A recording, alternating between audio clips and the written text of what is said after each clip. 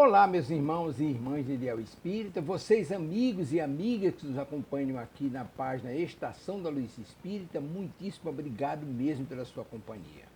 A nossa página Estação da Luz Espírita não tem fins lucrativos, o objetivo é a divulgação da doutrina espírita. E é por isso que nós reunimos aqui esta sede de matérias espíritas para que possa atender às suas necessidades, estudo, lazer, pesquisa. Você encontra aqui na nossa página Estação da Luz Espírita os livros da codificação, obras suplementares, entrevistas, palestras e os programas da Web Rádio Estação da Luz de Natal e Web Rádio Cristo Consolador de São Paulo. Ou seja, um acervo que atenda às suas necessidades, sem fins lucrativos. O objetivo é a divulgação da doutrina espírita. E agora eu convido você para nos acompanhar na reprodução de mais esse trabalho imperdível. Muito obrigado mesmo pela sua companhia e vamos juntos!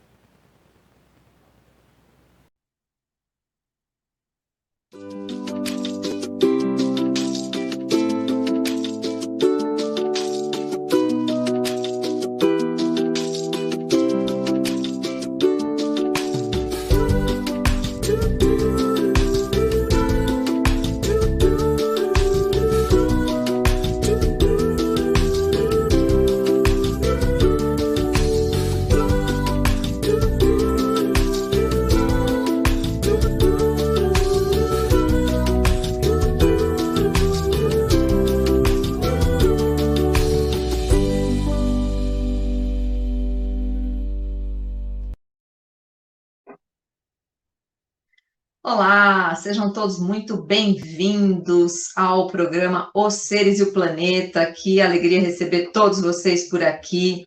É sempre muito bom a gente estar junto, fazendo algumas reflexões aqui importantes a respeito do nosso planetinha azul e a nossa interação com tudo que temos por aqui. Agradecemos e já convidamos todos vocês, aqueles que estão chegando aqui agora ou que já são ouvintes. A gente pede aí que se inscreva no canal, que ative as notificações, dê o seu like. Isso é muito importante para que a gente possa levar essa mensagem para mais e mais pessoas, tá bom? Então, muitíssimo bem-vindos. Hoje a gente vai falar sobre um tema bem importante, que a gente vai falar sobre a sociedade e o consumo. E quando a gente pensou na pauta, é interessante que eu não tinha me ocorrido que seria bem após ou durante o que a gente entende como a tal da Black Friday. E o tema já estava colocado, eu falei, nossa, as coincidências realmente não existem. A gente sempre tem alguma intuição, a gente tem a proteção da espiritualidade nos conduzindo para as melhores reflexões. Então, não por acaso, hoje a gente vai falar sobre consumo, sobre a sociedade e o consumo. E aí, gente, uma coisa bem importante, bem interessante da gente pensar aqui é sobre... Primeiro, você foi lá e comprou coisa que não precisava? Né? A Black Friday te traz uma emoção tão intensa que você tem que comprar alguma coisa, mesmo que você não precise, porque compra sempre está ligada à emoção, a uma recompensa, a um bem-estar, ainda que momentâneo. A gente vai, faz uma compra, uma aquisição, é um desejo, aquele desejo é cumprido, e aí a gente já passa a desejar a coisa seguinte, porque o desejo nunca é saciado, a gente sempre tem um outro desejo ali na portinha esperando para ser também efetivado. Então, manda aqui para a gente, você comprou alguma coisa que não precisava? A gente sabe que tem pessoas, por exemplo, que passam bastante o tempo, o ano todo, dizendo, olha, eu vou comprar tal item que eu estou precisando, que aqui em casa está faltando, que eu preciso substituir, e está tudo ok, a gente está aqui refletindo a respeito de um consumo consciente. algo que realmente precisa ser trocado. E é legal porque a Black Friday é uma cultura importada dos Estados Unidos, é trazida da cultura americana, que a Black Friday é depois daquele dia de ação de graças que a gente vê muito nos filmes americanos, que é o dia mais importante para eles, assim, é quase par a par com o Natal, ou até mais, né? A gente arrisca dizer, onde as famílias se reúnem, onde as pessoas se visitam, onde eles vão para as casas, os filhos voltam para a casa dos pais, os familiares e tudo. Então, depois desse dia de ação de graças, tem a Black Friday. E a gente importou, cara, com nome e tudo, né? Então, aquele dia onde a gente já criou uma cultura do consumo. E consumir, gente, tá tudo bem, contanto que a gente tenha consciência a respeito daquilo que nós estamos fazendo. Porque comprar por impulso é a coisa que a gente mais faz. Aí a gente fica analisando, pensa aí você, quando a gente tá, por exemplo, numa fila de supermercado, aqueles supermercados maiores, ou até os pequenininhos, aqueles que tem aqueles check-out, né, 1 ou 2 ali, para você passar na fila, já perceberam que tem ali aquelas prateleirinhas com coisas que você vai levar? Chocolate, chiclete, aqueles saquinhos com coisinhas para comer, petisquinhos rápidos e tal, que são coisas que ali você pode até não estar precisando, mas você está parado na fila, você fica pensando, acho que eu vou levar. Não, eu vou levar, tá aqui. É só custar isso, vai dar para eu levar. Então, veja, claro que tudo isso é pensado de uma forma científica para promover o desejo na gente. Então, tudo que a gente vê, as propagandas, tudo que é veiculado, é lógico que é para despertar o nosso desejo, né? A nossa emoção.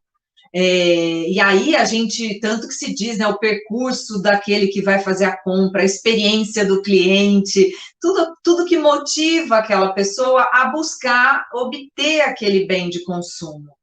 Então, cada vez mais a gente precisa estar consciente diante disso, porque senão a gente vai comprar o que não precisa, a gente vai se endividar e a gente vai poluir e degradar o nosso planeta. Então, o consumo tem consequências, sempre. Tudo que a gente consome tem consequências. Consumir, até se diz hoje em dia, não é? Porque tudo está sob análise, então se diz que consumir é um ato político. Por quê? Porque a gente está escolhendo. Está escolhendo qual empresa a gente vai dar crédito, qual empresa a gente corrobora com o método da empresa de produzir aquele alimento, aquele bem de consumo, se ela polui, se ela não polui, se ela faz teste animais, se ela tem crueldade, se tem trabalho escravo. Então, tem tanta coisa envolvida que a gente queria hoje refletir a respeito. Porque o Espiritismo traz para a gente este ser consciente no mundo, utilizando as ferramentas da vida material, ou seja, o corpo, a manifestação de tudo que a gente pode, que nos rodeia, para exercer a sua inteligência, a sua capacidade de escolha, até onde vai a sua liberdade de escolha por um produto ou de outro, se isso vai causar algum dano ambiental ou um dano a uma comunidade. Enfim, tem várias questões que está ali conversando diretamente com a filosofia espírita, que traz para a gente esse despertar. Então, a Black Friday é um momento desafiador, porque você fica lá ouvindo, nossa, televisão há tanto, aí você pensa, mas tem a Copa, eu preciso de uma televisão nova. E, às vezes, a nossa tá super ok, mas a gente viu que aquela maior e tal, nossa, eu preciso daquela. Então, veja, o modo como as coisas se apresentam é para estimular a gente a gastar, né? E isso tem um custo da nossa responsabilidade enquanto nas questões materiais e a nossa responsabilidade espiritual. E hoje a gente quer falar um pouquinho disso. Então, consumir, se você tem a condição de comprar sem se endividar, você planejou, aquilo vai ser útil, beleza, mas ter algo a qualquer custo, foge disso, né? Sai fora porque não é legal, né? A gente vai se enrolar, vai dar ruim. Então, não é isso. E aí a gente ficou pensando a respeito dessa questão de consumo, e a gente está em sociedade, e aí eu fui buscar algumas coisas que a gente, óbvio que aqui a intenção não é se aprofundar, porque é um filósofo, então a grandeza da obra do Zygmunt Bauman é fantástica, então aqui eu só pretendo tirar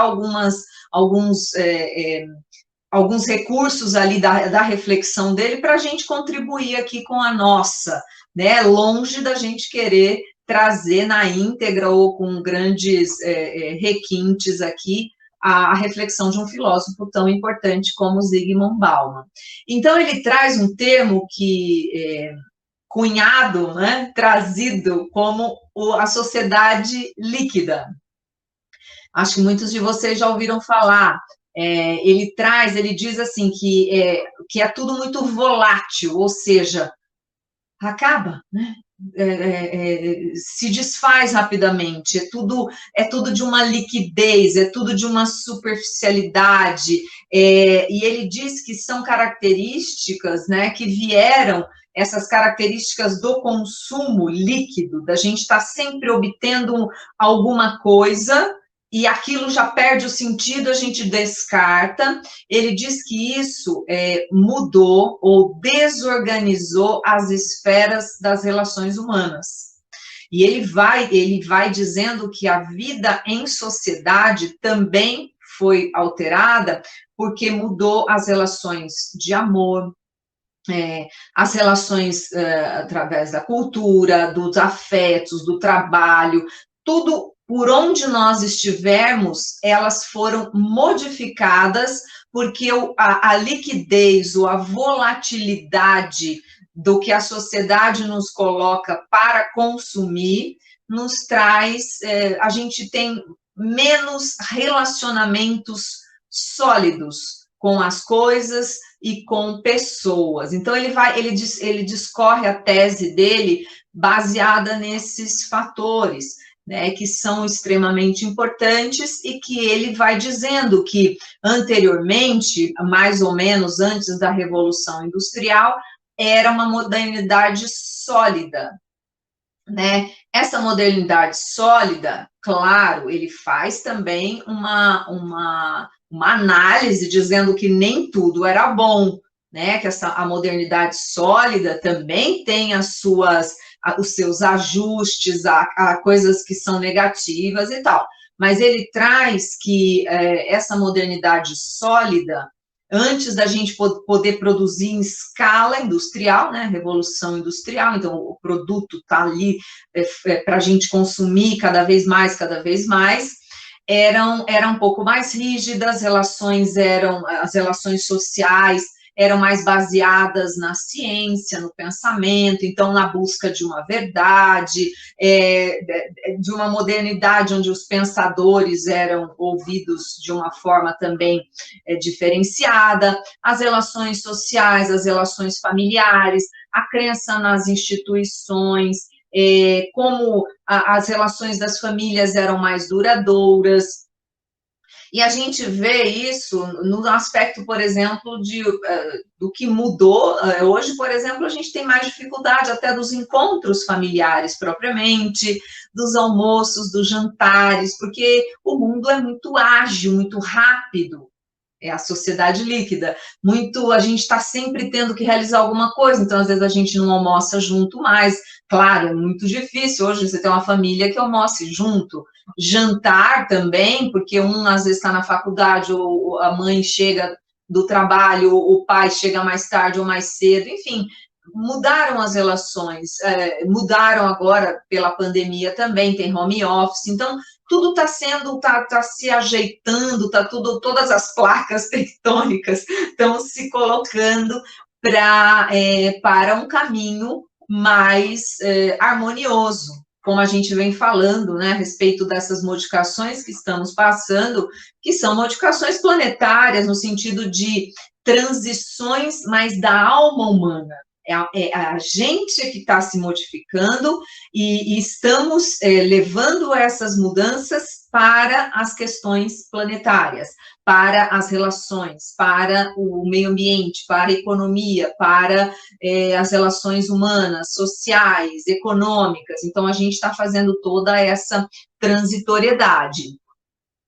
Então, ele coloca bem que, claro, essa modernidade sólida tinha lá suas dificuldades, tinha, né, mas o ponto positivo que a gente pode destacar é que tinha um pouco mais, né, as relações, a gente tinha um pouco mais de contato humano, a gente tinha um pouco mais de confiança nas instituições, e a gente conseguia se manter um pouquinho menos vulnerável à agilidade do novo, de tudo precisar ser renovado sempre, toda hora, diariamente.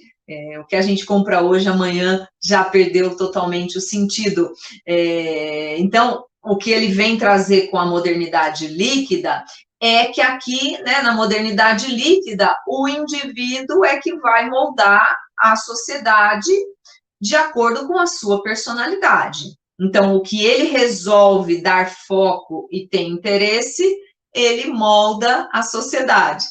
Aí eu vou abrir aqui um parênteses para a gente complicar um pouquinho ainda mais aqui a questão.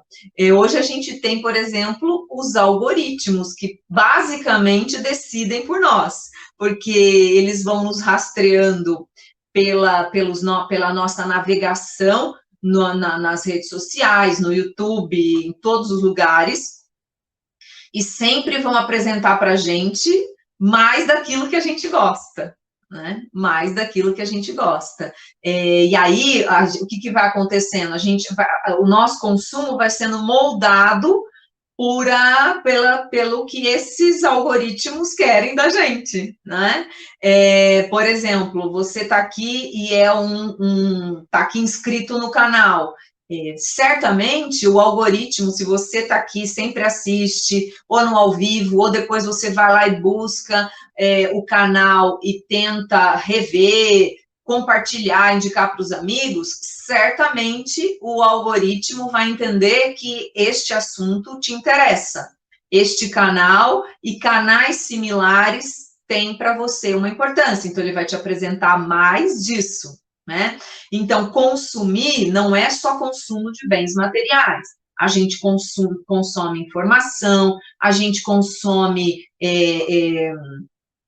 reflexões, pensamentos, a gente estuda, então tem várias formas de consumo, e todos eles a gente vai moldando, segundo o Bauman, a gente vai moldando de acordo com a nossa personalidade, né? Na modernidade sólida, as estruturas nos diziam para onde ir, e agora não, a gente é que vai ter que decidir para onde ir.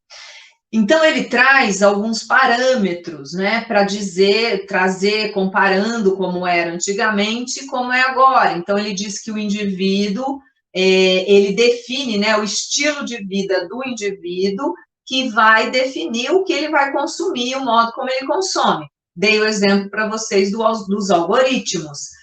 Se você gosta, por exemplo, de um tênis de tal modelo, de tal marca, se você vai lá e faz uma pesquisa no Google, em qualquer coisa, se você está navegando na sua timeline ali, olhando o que está tendo, o que está disposto ali no seu feed, se você parar alguns segundos na foto de algum tênis, você vai continuar recebendo aquilo, muito, vários outros vão vindo, porque é contado que aquele segundo você tem interesse naquilo, então ele já vai te apresentar outros. Então, mostra que o nosso estilo de vida vai dar conta de como a gente vai consumir. Ele diz também que óbvio, né? A gente vem falando que a sociedade líquida, até mesmo pelo próprio termo, a gente vê um copo de água, quando a gente joga ali aquele copo de água, a gente abre uma torneira, é movimento. A gente vê um rio, a gente vê um mar, é movimento, né? Então, a liquidez implica em movimento, aquilo que está se deslocando, que tem uma certa agilidade. E hoje ele traz que este é um fato que colabora muito também para as escolhas de como a gente vai consumir, porque o que traz isso? Hoje as pessoas não precisam mais ficar paradinhas morando no mesmo lugar, né?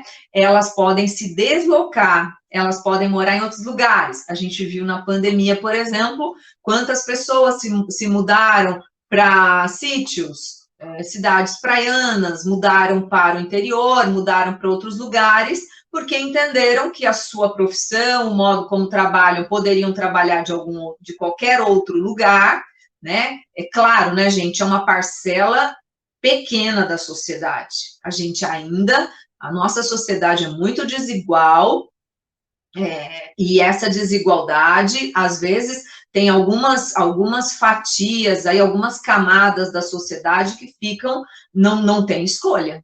Vai ter que trabalhar daquele jeito, porque a desigualdade, né, a gente precisa ter o nosso recurso financeiro, então é complicado. Então, quando eu digo que tem pessoas que podem trabalhar em qualquer lugar do mundo, é uma verdade para algumas pessoas da nossa sociedade, né? Então, isso acontece também.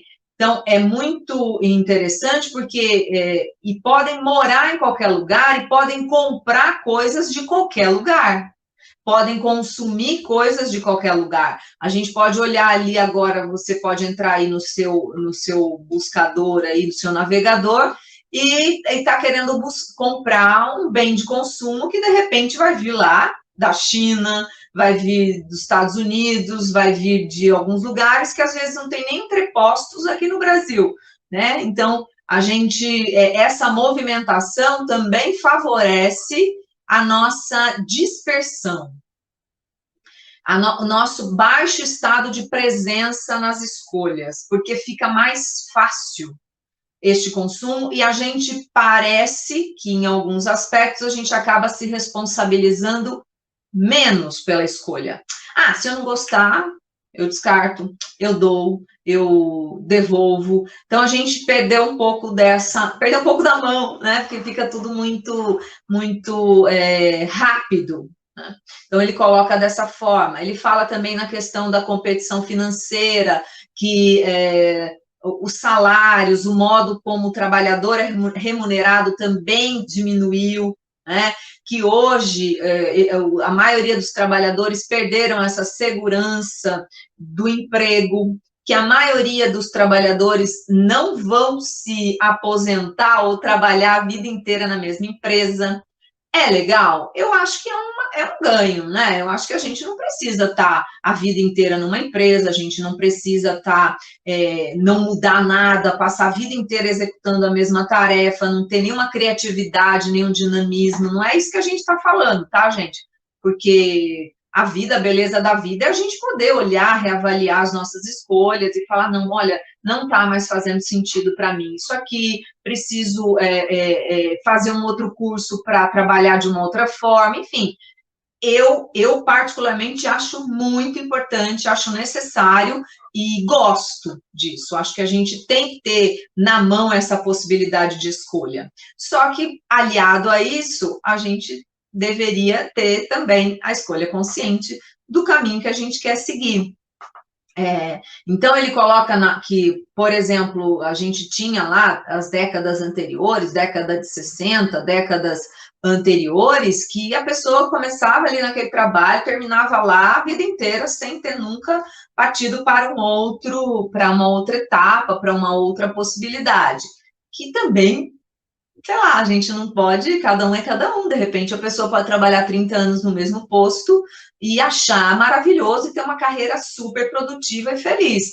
E outros, às vezes, podem achar aquilo uma chatice e estão lá cumprindo tabela. Então, a gente não é nenhum julgamento, é simplesmente a gente dá noções de como a nossa sociedade muda, se transforma a todo momento.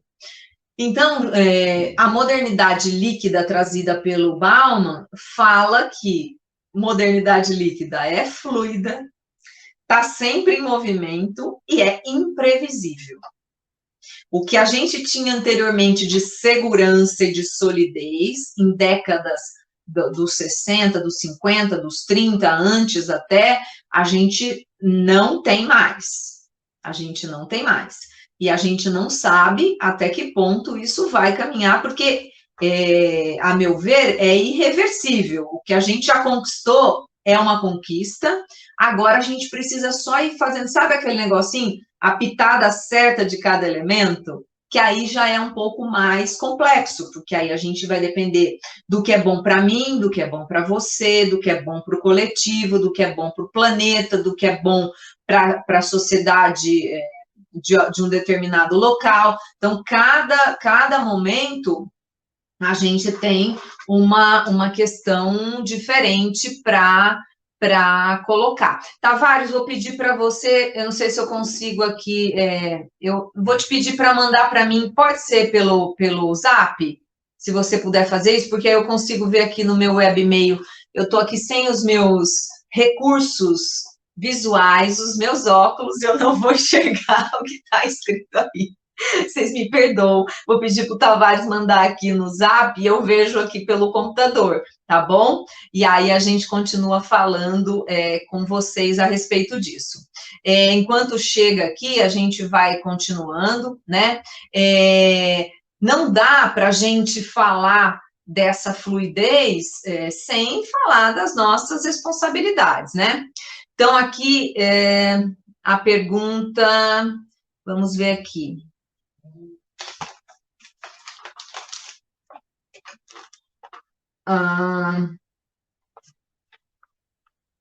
É uma pergunta de Curitiba, né? Então, as compras continuadas feitas por pessoas de qualquer nível social e econômico, sem o controle financeiro, podem ser encaradas como processos obsessivos? Podem. Em muitos aspectos, sim, porque este processo, o que é a compulsão? Aqui a gente, por favor, a gente está falando aqui de um ponto de vista, né? Não sou psicóloga, nem terapeuta, nada, mas assim, o que seria obsessão? Obsessão é você ficar à mercê de uma vontade externa. Essa obsessão, claro, parte primeiro do espírito aqui. Eu, por exemplo, tenho uma tendência a gastar sem pensar. Fazer dívidas, a buscar o tempo todo satisfazer um desejo de obter bens e posses, enfim.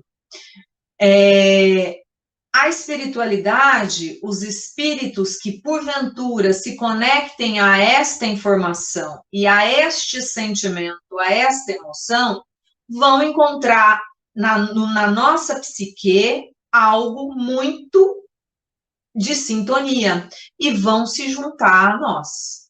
Então, o que era meu, uma tendência minha a comprar compulsivamente, a buscar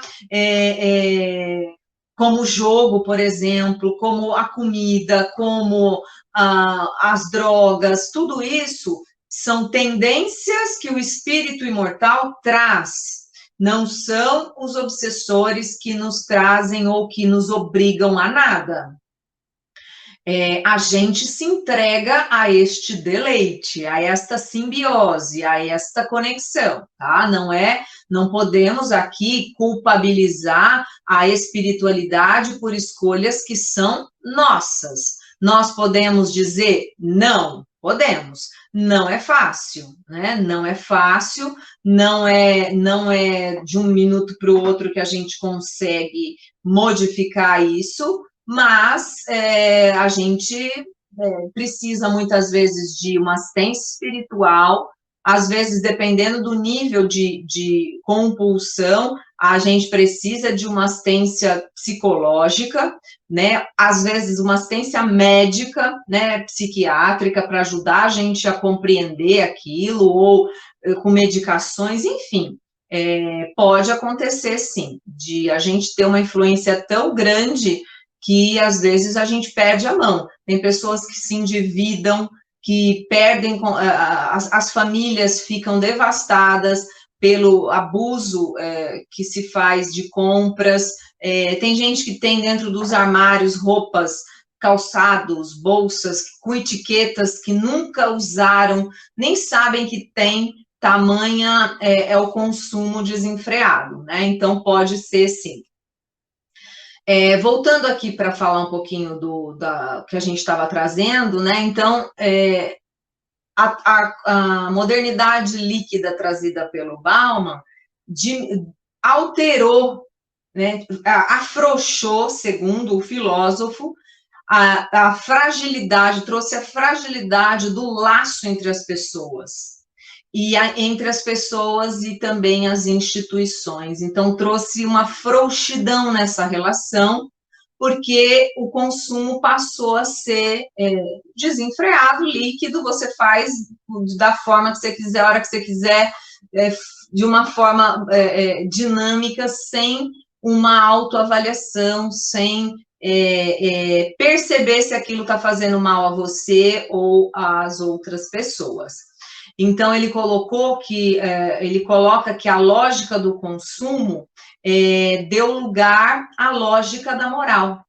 Então, passamos a ter o consumo como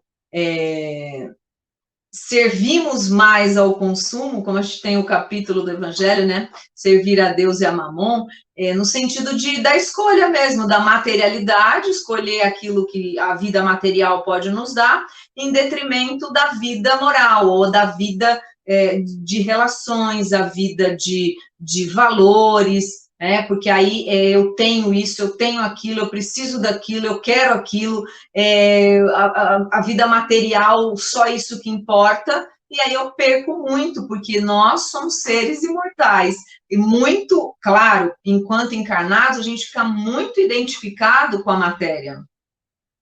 As nossas emoções, as nossas dores, as nossas aflições, está identificado com esse corpo que a gente está manifestado aqui, que é natural e faz parte. A gente tem que viver o mundo que se apresenta para a gente aqui, não tem outro caminho, né? Isso a gente precisa, mas saber dosar isso, saber viver o mundo, viver os prazeres do mundo, viver aquilo de bom, o bem-estar que as coisas do mundo podem nos dar, o conforto, o lazer, tudo isso, a saúde, tudo isso dever da gente, do cidadão, buscar conquistar, é dever do Estado proporcionar ao seu cidadão este bem-estar, porém, a gente perde muito, porque às vezes a gente só vê este lado, né? Então, passamos a identificar mais uma lógica do consumo, em detrimento de uma lógica moral. Então, ele coloca que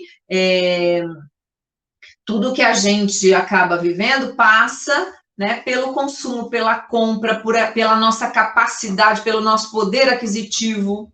Aquele sujeito é muito importante. Por quê? Porque ele é rico. Porque ele tem uma casa numa ilha. Porque ele é o homem mais rico do mundo. Porque ele pode fazer uma viagem intergaláctica, interplanetária.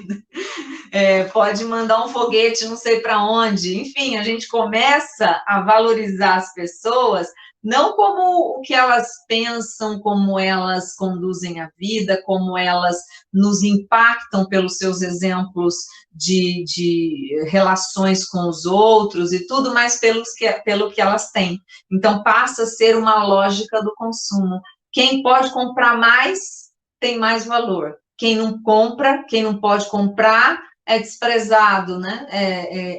É deixado de lado, porque não pode se apresentar com o melhor tênis, o melhor celular, o melhor computador, não pode, muitas vezes, ter o melhor curso de inglês, o melhor para estar um posicionamento na carreira. Veja, a desigualdade vai sendo ampliada. Percebem onde a gente começa as desigualdades? Porque nascemos em pé de igualdade, simples e ignorantes. Mas, muitas vezes, a nossa simplicidade vai sendo deixada de lado e ignorantes a gente sempre vai ser, porque ignorância significa desconhecer, não é grosseria. Eu não conheço, eu sou ignorante diante de milhares de fatos, né? O Sócrates, que era dito como o homem mais inteligente do mundo, dizia: só sei que nada sei. Então, a gente está aqui refletindo verdades relativas. Ninguém aqui está falando de algo absoluto, porque ela não, a verdade absoluta entendemos, do ponto de vista da filosofia espírita, como as leis de Deus e aquilo que tudo que já está na nossa consciência enquanto essência. Porém, para a nossa sociedade, tudo tem uma relatividade. Eu trago aqui para vocês um olhar da minha compreensão. Muitos de vocês vão compreender no modo como vocês acharem mais pertinente ou de acordo com o repertório de cada um. Mas ele traz, então, que essa lógica do consumo afetou demais a gente, né? E amplia as desigualdades, já que a gente aqui está falando sobre os seres e o planeta, então amplia as desigualdades, muitos seres são desconsiderados, são degradados, as águas, os rios, onde a gente tem ali milhões de roupas, né? No deserto do Atacama, a gente tem milhões e milhões de roupas abandonadas, jogadas em lixões a céu aberto. A gente tem no Oceano Pacífico também bilhões, milhares de quilômetros de garrafas PETs jogadas, e por aí vai. Por aí vai. Então, alguém consumiu demais, não tem consciência sobre aquilo, ainda utiliza e ainda essa utilização é desprezada, como se para fazer uma calça jeans, a gente já falou aqui que vai pelo menos 5.000 litros de água, né? E a indústria da moda é uma das mais poluentes, porém, muito já tem sido feito para desenvolver tecidos sustentáveis, para desenvolver processos que não poluam, enfim, tem muita coisa acontecendo de bom, porque já identificaram que realmente precisam dessa modificação. Então, essa desigualdade vai sendo perpetuada, porque quem pode comprar mais, faz isso, e tudo que a gente tem em excesso, o que vai acontecer? Vai sobrar para algum lugar, porque não tem planeta B, não tem resíduo fora, ninguém vai poder jogar ali do ladinho de fora do planeta, né? O planeta é redondo, não é plano, não tem como você ir até a esquina e descartar, então a gente tem que ser responsável por aquilo que a gente consome. Então, ele traz isso, dessa lógica, né, que a gente, é o sistema em vigor, porque é o único que ainda dá para que a gente possa fazer adaptações, né, que é o sistema capitalista, da onde a gente consome, onde a gente tem o direito de fazer escolhas, e está tudo ok, mas a gente precisa não ficar à mercê daquele que produz as coisas. A gente que pode escolher dizer não quero, não, obrigado. Sabe aquele negocinho que tem para quem frequenta locais onde tem rodízios, essas coisas? Não tem aquele negocinho que você coloca não, obrigado, sim, ok, enfim, aquela coisa assim? É isso, né? Alguém te oferece alguma coisa, você olha bem e diz, estou precisando não, obrigado. Agora você vai dizer, nossa, o meu é o XY antes desse, nossa, o meu está obsoleto, eu preciso. Então, a gente vai criando necessidades desnecessárias, como já dizia o Gandhi. né? O Gandhi diz que a gente, a partir do momento que a gente vai nessa sociedade dessa busca desenfreada por consumir, a gente cria necessidades desnecessárias. E o Bauman, ele vai trazendo para a gente a questão, ele traz o termo conexão ao invés de relacionamento. Então, ele diz que hoje as relações da modernidade são conexões. E faz sentido, porque conexão é uma palavra que a gente usa o tempo todo, né? Ah, minha conexão está ruim, vai cair, não é assim? Ah, a gente está conectado no Facebook, a gente está conectado no canal, a gente está conectado com um amigo que está no grupo do Zap. Então, é uma palavra da moda. É uma palavra de agora, e faz parte. E, às vezes, essas conexões não criam relacionamentos. A gente fica na superficialidade, na maioria das vezes. A gente vai lá e tem lá o Facebook 5.000 amigos. Quantos deles você conta? Quantos deles são seus amigos? No dia que você não está bem, no dia que você está acamado, no dia que você não está com dificuldade financeira, no dia que algum familiar seu parte para a espiritualidade, quantos deles estão com você? Né? Fisicamente, amorosamente, com disponibilidade para te acolher? Poucos. A gente, às vezes, conta numa mão, né? Amigos, a gente conta numa mão. Então, ele traz essa superficialidade como essa modernidade líquida. Isso que a gente vai não estabelecendo um relacionamento. E a gente falou que consumo não é só consumo de bens, também, mas consumo de ideias também, consumo de vida, de como a gente vai ter o nosso lazer, como a gente vai, que música nós vamos ouvir, que palestra a gente vai escutar, que local a gente vai frequentar, mas ele faz essa relação e eu achei bem pertinente. E ele tem uma frase muito legal que diz assim: a solidariedade humana é a primeira baixa causada pelo triunfo do mercado consumidor. Repetindo, a solidariedade humana é a primeira baixa causada pelo triunfo do mercado consumidor. Então, as relações humanas, a solidariedade, eu e você nos reconhecermos como humanos frágeis, falíveis, necessitados de colo, de afeto, de uma palavra, de amor, de gentileza, de respeito, de perdão, acaba perdendo. É a primeira baixa, ou seja, a solidariedade de compreender que o que eu vou consumir, muitas vezes, o outro vai ficar sem. Porque quanto mais eu consumo, mais poder aquisitivo eu tenho, né, em geral. Se eu consumo mais é porque eu posso pagar, em teoria, né? Não estou aqui olhando, por exemplo, quem compra e não pode arcar com o seu compromisso, mas se eu compro mais, eu posso mais. Então, os recursos, desde alimento e tudo mais, vêm para mim. E aquilo é em excesso, né? Então, tem alguns pedacinhos da sociedade que está lotadinho de excessos. E tem outras fatias da sociedade que estão sem o necessário. A solidariedade foi-se embora. Porque se eu acumulo, alguém ficou sem. Né? E se eu acumulo, eu estou dando um sinal para que se produza mais, para que as empresas utilizem mais os recursos ambientais, para que utilizem mais as formas de produção dos bens de consumo, e eu vou interferir na questão planetária, na questão ambiental, na questão animal, social. Vejam, gente, tudo está interligado, interdependente, nenhum de nós está num mundo avulso, soltinho, né? Então, a solidariedade é a primeira baixa, é a primeira coisa que se apaga quando eu entendo que consumir é o meu objetivo de vida, é o meu propósito de vida. Né? Vou lá e compro uma brusinha e amanhã eu preciso de outra, de outra, de outra, de outra, alguém vai ficar sem. Né? E a gente vai dando um sinal claro de que a nossa sociedade está doentinha.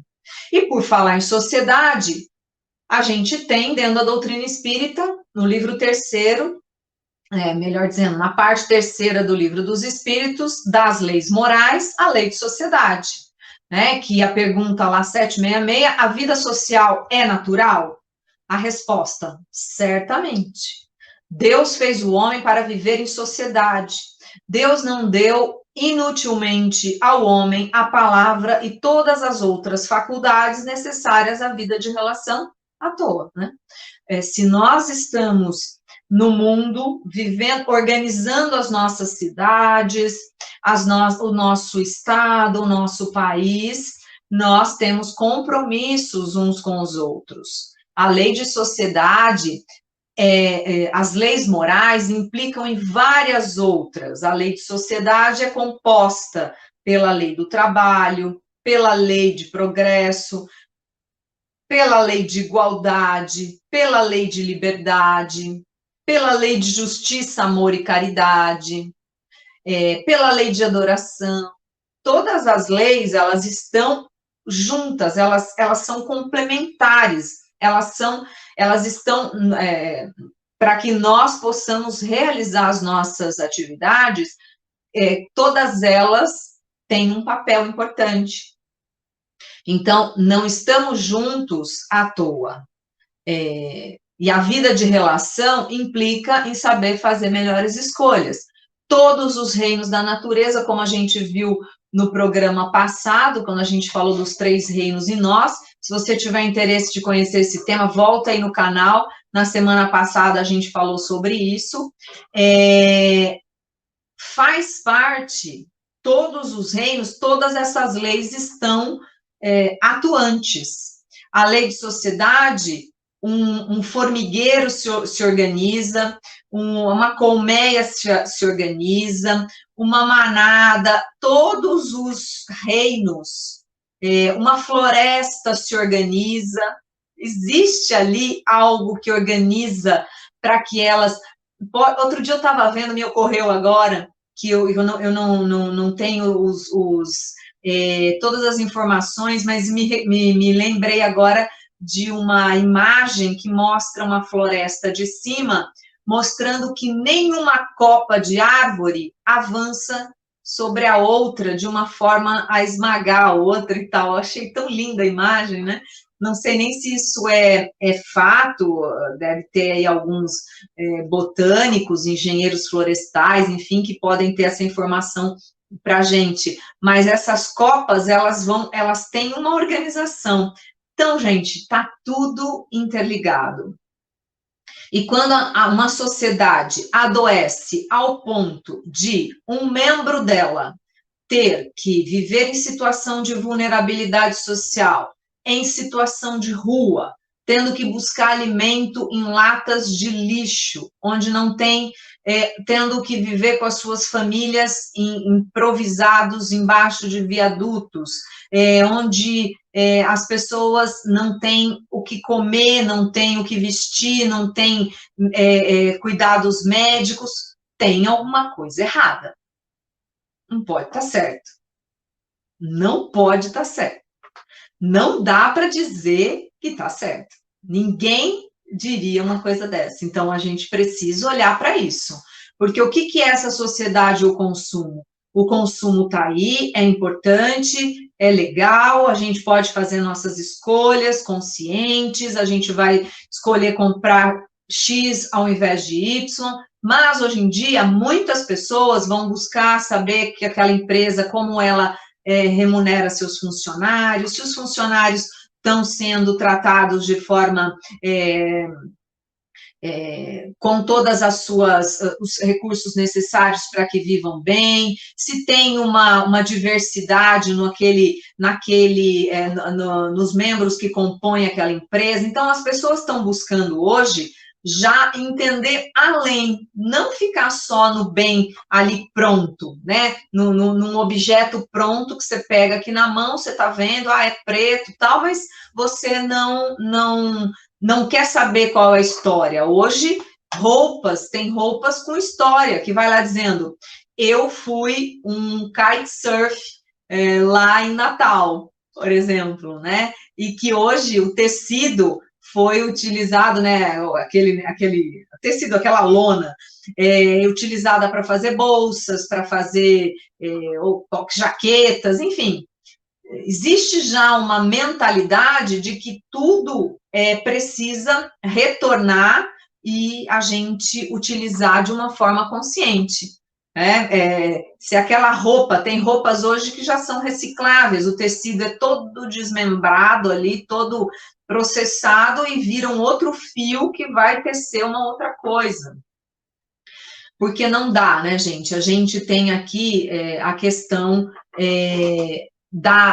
do consumo, né, que depende, é lógico que o consumo depende do desenvolvimento humano, né? Tudo que a gente produz, tudo que a gente faz é fruto do desenvolvimento humano, as nossas capacidades, a inteligência do homem, é maravilhoso, mas até que ponto o que eu estou produzindo, o que eu inventei, ou o que a minha empresa produz, está auxiliando o bem-estar coletivo? Hoje a gente não fala da responsabilidade social das empresas, a gente fala dos objetivos de desenvolvimento sustentável, falamos também num programa anterior aí, os 17 ODS da ONU. Então, quando a gente faz essa análise, a gente entende, vem cá, o nosso planeta tem capacidade para abrigar tudo isso? Que é chamada capacidade de suporte. Tem. É possível? É possível a gente fazer tudo isso? Aí a gente tem um dado aqui, ó, que diz assim, a média mundial da pegada ecológica é de 2,7 hectares globais por pessoa, enquanto a biocapacidade, ou seja, a capacidade de produção disponível para cada ser humano é de apenas 1,8 hectare global. Então, já tem quase o dobro, a gente utilizando quase o dobro para que uma pessoa seja atendida no nosso planeta. Olha a loucura.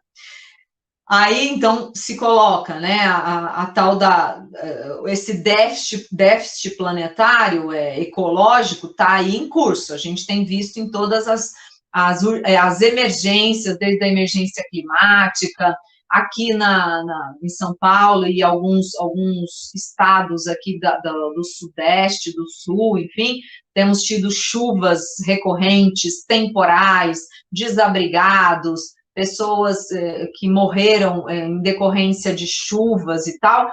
Todo ano acontece? Todo ano acontece, mas as providências para que não aconteçam mais depende da inteligência do espírito encarnado, que tem que fazer melhores escolhas. Aqueles que estão ali têm que olhar e dar para aquelas pessoas, talvez, para que morem num local mais seguro. Enfim, vejam que quando o coletivo não funciona, alguém vai passar apertado, alguém vai ter algum problema.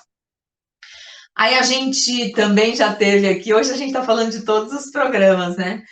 A gente já teve um programa que se diz aqui a respeito do que se a Terra produz o suficiente, mas tem um texto aqui publicado na revista médica The Lancet, que diz que, segundo o qual, a população do mundo, o pico de número de habitantes, que hoje está em 8 bilhões, ocorrerá na década de 2060, com 9,7 bilhões de encarnados na Terra.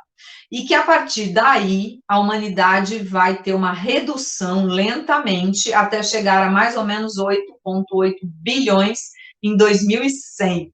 A gente certamente não vai estar, talvez, aqui, né, depende, encarnados para ver tudo isso. Mas estaremos ligados a esse planeta por muito, esperamos, né, herdando a Terra na sua capacidade aí de regeneração, que a gente possa herdar a Terra, mas existem, para cada encarnado, dizem por aí que são 3 desencarnados, né, nessa atmosfera. Então, sigamos fazendo a nossa parte. Então, gente, a Terra tem várias mensurações, né? Já dizem que a gente tem aí, precisa de 1,7 planeta para dar conta, para manter o consumo atual. O modo como nós vivemos hoje, os padrões de consumo e de produção atuais, de alimento, de bens de consumo, de tudo que a gente tem aí, um planeta não dá mais conta. Precisa de 1,7, ou seja, quase 2 planetas para dar conta do que a gente precisa produzir hoje. Olha, precisamos colocar a mão, né, na consciência toda vez que a gente der ali mandar um Pix comprando alguma coisa, né? Vamos botar a mão aí na consciência, porque a coisa, a responsabilidade é nossa. Então, gente, para a gente encerrar aqui a nossa conversa, eu vou para a lei de conservação, onde o Kardec sabiamente, genialmente, como um pedagogo ilustre, brilhante que ele sempre foi, e acima de tudo lúcido, racional, uma pessoa que trazia conteúdos de imensa relevância, ele pergunta, né? Por que nem sempre a Terra produz bastante para fornecer ao homem o necessário? E aí vem sabe aquela coisa que desconcerta a gente quando a gente vê os espíritos trazem o ensinamento? Ele diz assim, é que o homem é ingrato, o homem despreza os recursos. Muitas vezes, né, ele diz, a Terra produziria sempre o necessário se com o necessário o homem se contentasse. Vejam, a Terra produz. A Terra tem comida para todo mundo, a Terra tem abrigo para todo mundo, tem tudo. Mas alguns, pela desigualdade imensa que a gente vê, alguns têm a geladeira lotada, enquanto outros não têm nada. Alguns têm casas, mais de uma, por exemplo, enquanto uns não têm nada. Alguns têm possibilidade de ter uma saúde sempre bem, assim, cuidada, enquanto outros estão na precariedade total. Então, veja, é dissonante, não faz sentido. Mas a gente está consertando e vai ter que consertar. Vamos terminar em alto astral, né, gente? Vamos terminar o nosso programa sempre pensando em soluções. Né? Aqui a gente está aqui para pensar em solução. Ele diz aí também, como é que o homem pode conhecer o limite do necessário? E a resposta dos espíritos. O sensato conhece por intuição. E muitos o conhecem à custa de suas próprias experiências. Uma pessoa sensata sabe até que ponto ela pode adquirir alguma coisa.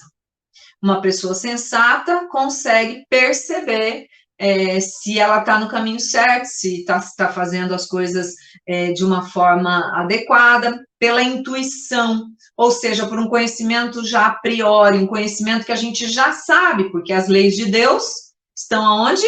Né? Na nossa consciência, a gente já sabe. Mas alguns de nós vão aprender através da experiência. E, em geral, as experiências são dolorosas, né? As experiências são doídas, são experiências que nos colocam em situação muito difícil, muito delicada, né? Então, é isso. Vamos lá, a gente tem mais uma pergunta aqui. Deixa eu ver se entrou. Você mandou para mim aqui no Zap? Deixa eu ver. Sim. Sem o consumo não há progresso, sem o progresso não há trabalho, sem o trabalho não há evolução intelecto-moral da humanidade. Como resolver esta questão? Também ali de Xaxim, Curitiba. É uma questão que vale bilhões, né? Porque não é nem a pergunta de $1 milhão, é de bilhões. Mas o homem tem capacidade para resolver.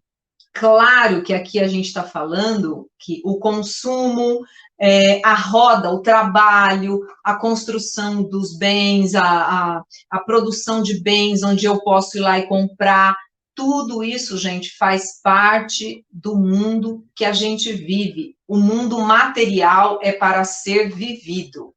A questão é que nós, enquanto humanidade, vamos ter que dar atenção para essas leis, porque todas essas leis que você colocou aqui, consumo, o progresso, a lei de trabalho, evolução e etc., estão pautadas em outras duas, que é a lei de igualdade, ou seja, tem que ser bom para todo mundo, não é bom só para alguns, e a lei de justiça, amor e caridade, ou seja, isso que está acontecendo as pessoas estão sendo beneficiadas ou só um grupo? Então, é dar conta desses nós, é dar conta de olhar cada fatia desse bolo e ver como resolver. Tem resolução, gente. Tem resolução. Existem países hoje que já têm isso, são países menores, né? Porque o Brasil é um gigante realmente, é um país continental, onde as diferenças são inúmeras. Para nós fica muito evidente, mas existem países que já conseguem olhar para isso de uma forma a dar para essa sociedade respostas muito mais positivas e muito mais igualitárias. Então, o que a gente traz de reflexão é que as leis, né, as leis morais, as leis de Deus, elas já estão em nós. Não dá para eu ser feliz intelecto moralmente vendo alguém que mora, né, que está em situação de rua, ou vendo uma floresta sendo queimada para utilizar aquela madeira de forma irregular, ou para fazer plantios irregulares, ou matando pessoas que estavam naquela terra. Não dá, gente, não encaixa, né? Então, a gente tem que ser bom para todos, não é para um só. Então, a pergunta é muito complexa, é um desafio da nossa sociedade, é um desafio para que a gente, juntos, a gente resolva, mas enquanto, como a gente falou aqui da frase do Bauman, a primeira coisa a primeira baixa nas relações humanas é a solidariedade, quando o consumo toma conta, quando a lógica do consumo toma conta. Né? Então, o nosso desenvolvimento intelecto-moral pode ser criativo. Quantas pessoas, quantas ONGs, quantos coletivos têm, por exemplo, reutilização de peças de roupa, fazendo outras coisas, reutilização produzindo mobiliários, hortas comunitárias, pessoas que levam conhecimento a comunidades, levam livros, levam aulas, levando questões básicas de higiene. Então, assim, veja, a produção intelecto-moral é isso, é a gente encontrar caminhos, e a gente já tem esses caminhos, mas a gente ainda tem um predomínio de um lucro, talvez a qualquer custo, mas até 2030, não é? As empresas responsáveis se comprometem em modificar, né, enquanto podem ter lucros, mas seus funcionários terão que ter um emprego que seja digno, esse funcionário vai ter que ter uma vida legal, o produto que é vendido está sendo vendido de forma também respeitosa ao meio ambiente, à sociedade, à questão econômica, enfim. Não é uma tarefa simples, mas é possível, né? Porque nós não estamos a passeio aqui. A reencarnação é uma oportunidade imensa de fazermos diferente, de progredirmos, de encontrarmos soluções, porque a finalidade da vida é construção de laços de amor, de respeito e de afeto. Gente, super obrigada pela companhia de vocês. A gente reforça o convite, se inscrevam no canal, compartilhem com seus amigos, divulguem essa mensagem, ativem as notificações para que a gente possa chegar em mais e mais locais aí que se identificam aqui com as nossas reflexões. Super obrigada pela companhia, até a semana que vem. Tchau, tchau.